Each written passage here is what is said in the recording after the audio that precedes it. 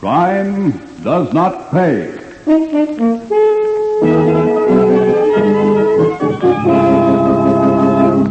Where are we going, Dasher? Going? We're not going. We're there. Yeah, you heard him, Georgie. We're there. This garage? Sure, what's wrong with the garage? Just the place for a nice friendly game. Come on up the ramp, Georgie. I don't feel like playing, Dasher. Sure you do. You said so. Yeah, but I just remembered I don't have no dough on me. You won't need any dough, Georgie. No dough for this game, Georgie. Ollie, Harry, what's going on? Get up that ramp, Georgie. We got a new game, Georgie. It's called Stick the Pigeon.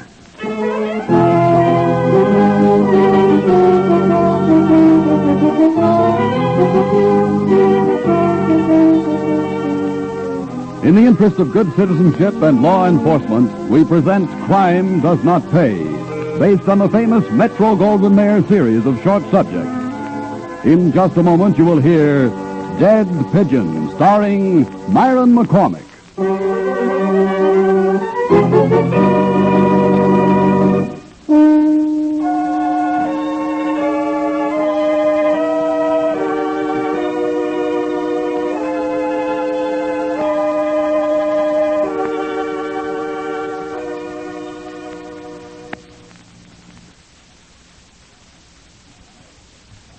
Now, Crime Does Not Pay, starring Myron McCormick as Louis the Dasher Monroe in Dead Pigeon.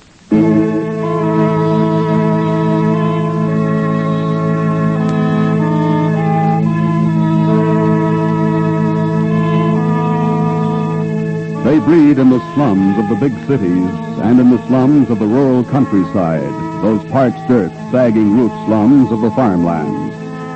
They want what others have, and when the proper means does not exist, they take what they want, making jungles of their minds and living according to the jungle's law of kill or be killed. They give each other nicknames for color. Louis the Dasher, because of his velvet-colored top coat and pomaded hair. Ohio Ollie, because of the tune he whistled. Jack the Kid, for obvious reasons. But Harry Roper had no nickname. His last name was enough. Harry was an expert with a 4-foot piece of clothesline. They met, these four, as the general staff under the Dasher's command to consider a matter of security. Cut it, Ollie. This is business. Oh, meeting called to order. You heard the Dasher. Go ahead, Dasher, make with the talk. It's a cinch. George has got to go. George? That punk, what did he ever do? One word. Pigeon. George? A stoolie? You heard me. It don't seem possible. Pipe down. Listen to the kid. I'm walking down East Main, see? Minding my own business. That's different for a change. Cut it, Ollie. Okay. So you was walking down East Main. Yeah. About a block up the line, I see George. You know that crazy walk of his, the way one shoulder of the left one is always lower than the other? It's always easy to tell him that far away. Get on with it. Anyways, all of a sudden, up comes a proud car alongside George. The door opens, in jumps George, like he was used to it all his life. Just in with the cops. About an hour later, I'm in the drugstore across from the station house. Out comes George and walks away. That don't prove nothing. Maybe they had a piece on him from the prowl car. That was the day they picked up Stan right out of his hideaway. Nobody knew where he was, except us and George. What else? The day before they broke up the game back at Marty's Laundry, George was down at the DA's office. 2 days before they shot it out with Johnny Sugar, I saw him make a pinch on George. A rap that didn't stick more than 3 hours. That's enough. Me too. When do we give it to him, Dasher? Tonight, if we can find him. We'll find him. Want me to look? George likes me. We'll all look. 2 by 2. What's the pitch? You'll stay with me. We'll make the candy store at Seneca and Newcastle our headquarters. Harry, you take Ollie. Work out of the all-night beanery over at Lincoln and Park. That's near the garage where the kid stashed that hot car. We'll check by phone from the pay stations. Whoever finds George talks him into a small game in the garage. No shooting, understand? I want Georgie to know why and how he's getting it. Any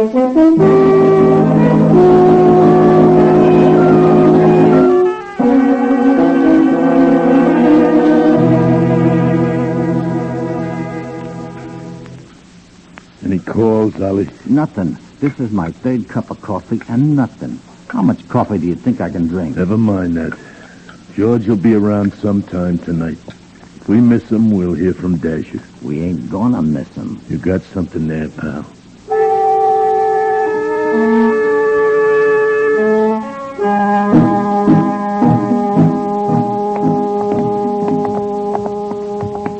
How much longer are we gonna walk, Dasher? Till we find you. Why'd we use the car?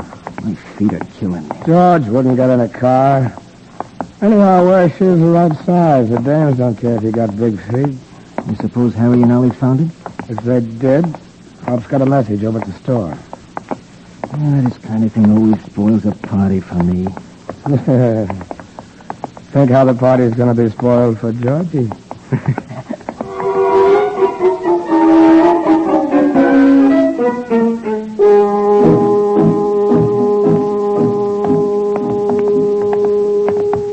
I never noticed before. The streets are awful quiet this time of night. Oh, morning. That's why I said no guns. I get it. I sold George. Take a look at this. Come over here under the lamppost. What is it? A note. Read it. Meet me in my office Wednesday, 10 a.m. Tom Edwards. Hey, that's the DA. Let's walk. I figure we'll plant that note on George. When the cops find him, they'll find the note. Newspaper boys will get it and print it. And everybody will know George was a stoolie. They'll pin it on us. Don't worry, kid. First, Edwards is DA in the next county. He couldn't be interested in us. Two, I want everybody to know. The other pigeons will know, too. I think the warning will take. Dasher, you're a genius. Smart enough, anyway. Dasher, up ahead. Close to the buildings. Other side of the street. It's dark in there. Wait till he gets near the lamppost. Yeah, it's Georgie. I know they'd walk any place. Come on, kid. Right. Hi, Georgie. What's your hurry? Oh, hiya, Dasher. Going any place special? No place special. Interested in a little game, maybe? Maybe? What's cooking? Blackjack. Oh, I'm lucky at blackjack. Where? Central Garage. We made a deal with the Grease Monkeys. What do you say we go over and take a hand? Sure. Why not? Let's walk. Why are you so lucky at blackjack, George? Well, any combination of 7 is my lucky number. I get it. Think you ought to play tonight? Why not? Today's the 11th. Oh, the date don't mean nothing. Just the cards? And the dice. There's Pop's corner. Lights are still on around here. Night Owl show at the movie. Wouldn't pay for Pop to keep open otherwise. They'd pay Pop to stay open only for us. Any other neighborhood would attract too many nosy cops. Wait for me. I'll only be a minute. Yeah, sure. I will be here. Now, like I was saying, kid, any combination... Any messages, Pop? No, nothing from nobody. How's business? Penny business? How can it Anybody in the back room? I want to use the phone. Nobody in back, nobody in front either. If it gets no better, I'll give it up entirely.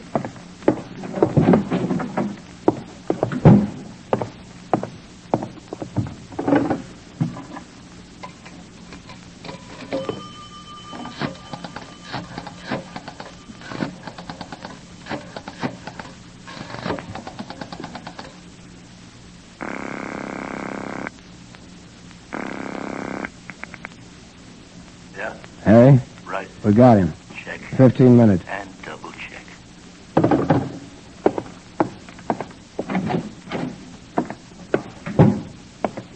That was quick. And to the point. Pop. Yeah. Anybody wants to know, the kid and I have been in and out of here all evening.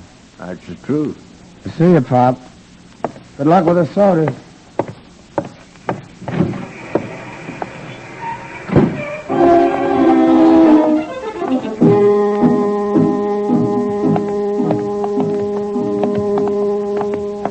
We almost there, Dasher? Almost. Why? My feet hurt. That's what I said just before we met you. Funny. They're okay now. I thought you said Central Garage, Dasher. Did I? Where are we going, Dasher? Going? We're not going. We're there. Yeah, you heard him, Georgie. We're there. This garage? Sure. What's wrong with the garage? Just the place for a nice, friendly game. Come on up the ramp, Georgie. I don't feel like playing, Dasher. Sure you do. You said so. Yeah, but I just remembered. I don't have no dough on me. You won't need any dough, Georgie. No dough for this game, Georgie. Harry, you here too? Hey, what's going on? Ramp, Georgie. Hey, We got a new game, Georgie. It's called Stick the Pigeon. no, you can't. Come on, get him inside before he wakes up the whole neighborhood. Get up there. Just like him, Dasher. No, get him in the back, way back. Come on. That's it. No, I didn't do nothing. Honest, I'm clean. Stand. And for money. And for Johnny Sugar. I couldn't help it, Dasher. They had it on me for that Mercer Street job. They was going to fry me if I didn't talk. Now, Dasher. What else did you tell him? Nothing, I swear. Let me go, Dasher. Let me live, Dasher. Dasher. Show him, Harry. Only 4 feet long, Georgie. No, not the rope. What do you got for him, kid? Steel. Makes a hole about a 16th of an inch across. Big enough. No, shoot me, Dasher. Not the pig. Shoot me. They're gonna burn Stan. Marty will work his hands off in a jute mill. Johnny will go to the rock. We hate stoolies. And in a very few minutes, you, my friend, are going to be one dead pigeon. Okay, fellas. No, I don't want to die. No, please. Don't let me forget the note, kid. This pigeon is going to make a real fancy dressed package.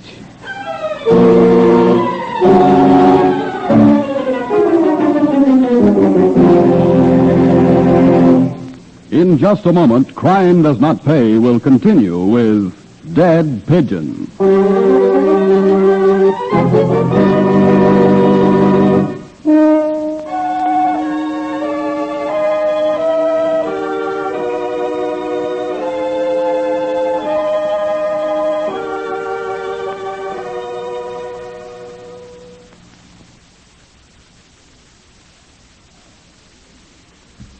Now, we continue with Crime Does Not Pay, starring Myron McCormick as Louis the Dasher Monroe in Dead Pigeon.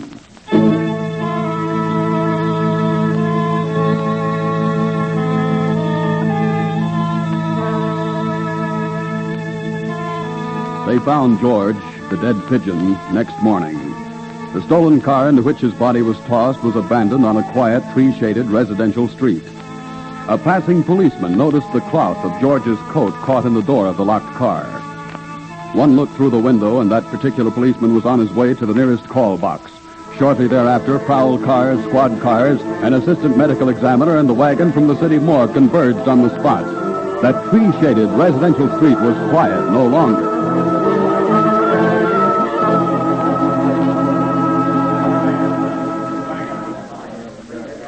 The ME is through, Lieutenant. Death by multiple stab wounds and strangling. Pockets? No, nothing except this. Now, meet me, my office, Wednesday, 10 a.m., Tom Edwards. Oh, Billy Due from the DA. Yeah, next county.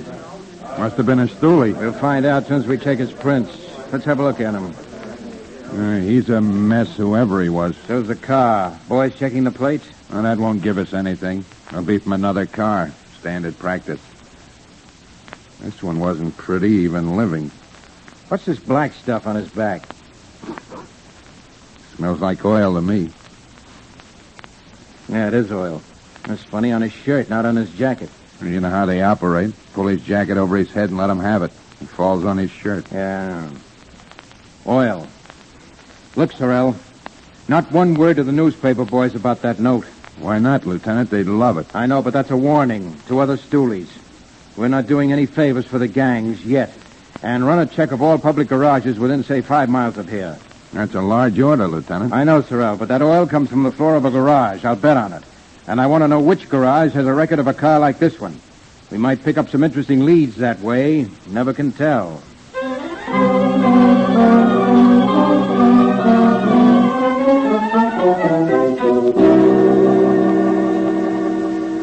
Company's come, Lieutenant. Picked up Joey here when he came to work tonight. Lieutenant Swenson, this is Joe. Hello, Joe. They still call you the baker? No more, Lieutenant. I'm going straight now. I got this job and been sticking to it. Honest. He's washing cars at that certain garage. Well, just tell us the truth, Joe. You'll be all right. I don't know nothing, Lieutenant. I pick up and deliver cars, too. I'm out of the garage most of my shift. Yeah, we know that. You're reporting to the probation officer, Joe? Yes, sir. I thought so. You know, I think you're a lucky break for us. Me? Lucky for you? Sorrell, get a chair for our friend Joe. Of course, Lieutenant.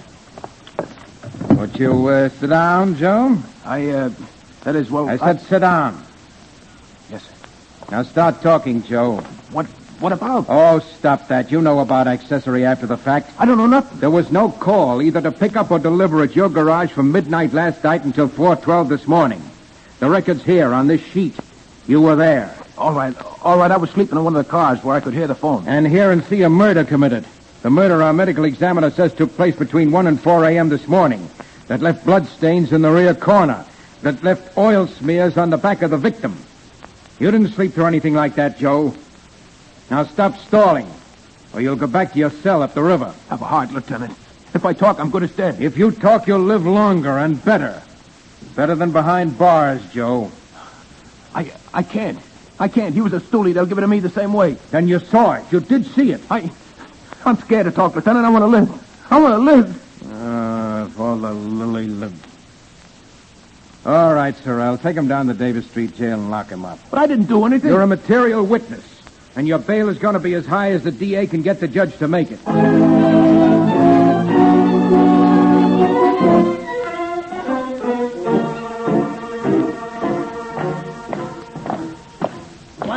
2, 3, 4. 1, 2, 3, 4. Keep step. Hey, you're here to exercise, so exercise. This ain't no playground. Keep moving. Blackie, No you heard? You know the rules. Joe the No Baker is talking. here. Cell 23. Material witness, George the Pigeon. Pass it. Check. Hey, Phil. Joe the Baker.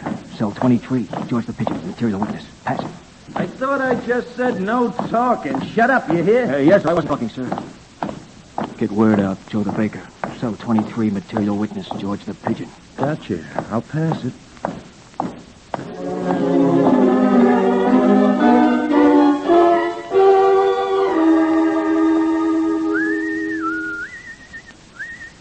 Here I am, Keys. Is that you, Wally? Yeah.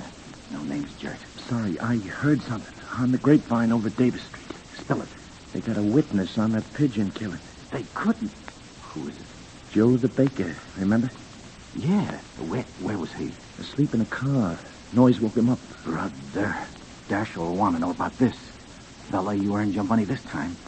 We set the bail? Yeah, $100,000. Looks like they want to keep him.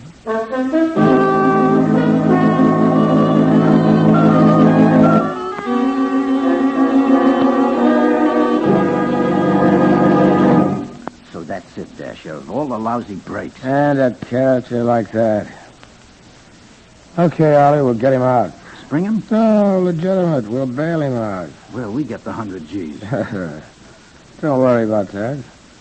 The Constitution says no big bail or something. I'll send a mouthpiece into court in the morning. He'll get that bail reduced, and we'll put it up. Get it? And then what? When Joe the Baker walks out, we'll be waiting for him.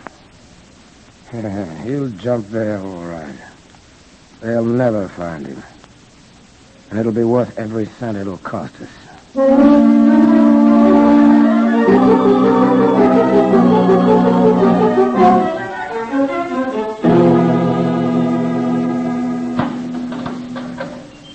Okay, pal, you can have bail now.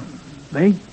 Who put up 100 G's for me? How should I know? Only it wasn't that much. Some mouthpiece talked to the judge. It's down to 10 G's. So long, Joe. It was nice knowing ya. Drop us a postcard, Joey, if you can. Get going, pal. I ain't going.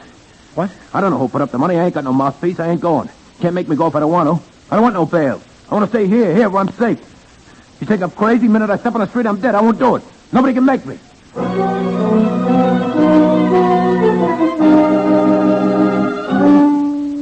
You giving me this straight, Ollie? Straight like I got it. Our pal, the Keys, says Joe suddenly got smart and refused to bail. What wised him up? Seems like the other characters in his cell block began wishing him goodbye. That's what he got worried. I'd like to... Easy, Dasher. That's my job. Those dumb, stupid... Next thing you know, the baker will start to talk. I wouldn't be surprised. If we could just get him out for 30 seconds. If. Haven't you any imagination? Figure something. As long as he stays in there, who can touch him? Well, how about a writ or something? Well, they're holding him as a material witness without a charge for his own protection. Don't look good to me. We can't get him out, and we can't get in. Can't we? What are we paying a jailer for? News broadcast? Maybe you got something, Dasher. The first time I ever heard of anybody who wanted to get into jail. You got an idea, Dasher? Why can't Joe have a visitor? No reason why not. Oh, no, Dasher. This is one job that's not for me. What's so tough? Our boyfriend lets one of us in. We get to Joe. The Keys turns his back. A fast shiv, and that's that. Dasher, you mean right in his cell? Oh, the visitor's room, not regular hours. Maybe 10 o'clock at night. Keys will play along. He'd better. He has to go home when he's off shift. It don't feel right, Dasher. Too close to the line. If Joe the baker speaks up in court, we're over the line. You better count me out, Dasher. Hey, me too. I need room to work. Jail's no place for me. Ollie? I get a rash every time I go near a jail. They don't agree with me. Honest, Dasher. But I'll wait outside with a car. I get it. You're all turning chicken. Do we gotta take care of him that way? If there was any other way, wouldn't I figure it? Yeah, sure you would. Hey, couldn't we draw straws or something? Short man has to go in. No straws. A job like this you have to want to do or you'll slip someplace. All right. This is the way it has to be. Ollie. Yes. Contact your pal. Okay. Joe the baker gets a visitor. Tonight.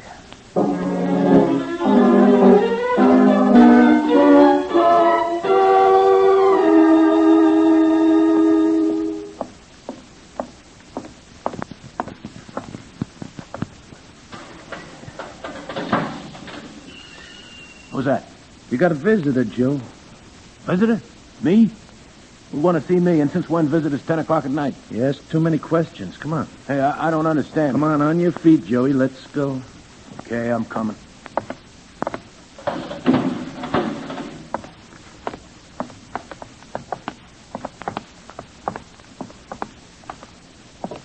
Hey, this ain't the way to the visitor's room? Well, not the day room. At night, we got a special place down near the kitchen. Yeah. Okay. It's in here, Joey.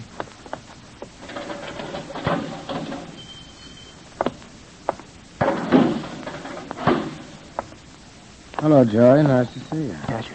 Shut up. Don't use my name. Keep away from me. Keep away. Help. Keys. Hey, Keys. Keys won't help you. He's gone to bed. Don't come near me. Don't.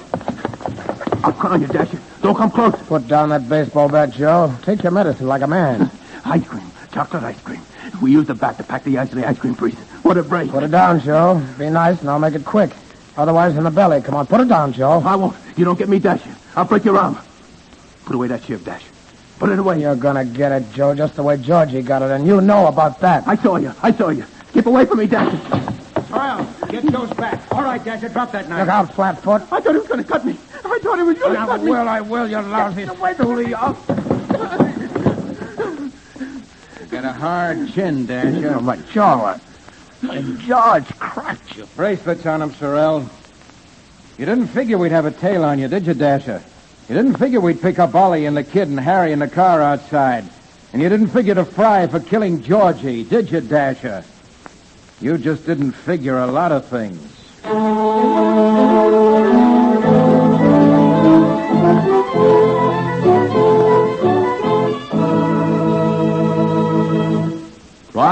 Crime does not pay.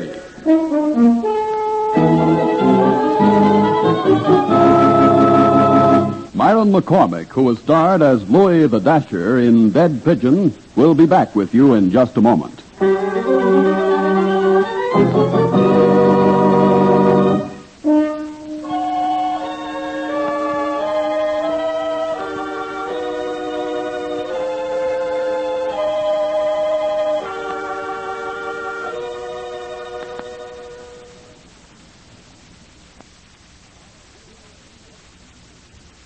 Now, here in person is Myron McCormick. I know that many of you believe that the world of Louis the Dasher, Ohio Ollie, and George the Pigeon is a world of fantasy, drawn from the vivid imagination of a writer of crime stories. I'm glad that you can believe this, but the fact remains that you must not believe it, because this world really exists. This is shocking, I know, and you have every right to ask not only what is to be done about it, but how it happened, and how such things can be prevented. The police do what can be done. This underworld came into being largely because of the kind of greed that breeds in slums and dire poverty. These things can be rooted out at their source. This is a basic goal toward which our civilization is moving. When we have reached that goal, you and I and all good citizens, then we will have demonstrated once and for all that crime does not pay. Thank you, Myron McCormick. Crime Does Not Pay is written by Ira Marion and directed by Max B. Loeb, with music composed and conducted by John Gart. Technical advisor is Burton B. Turtis. The event's characters fictitious. Any similarity is purely coincidental.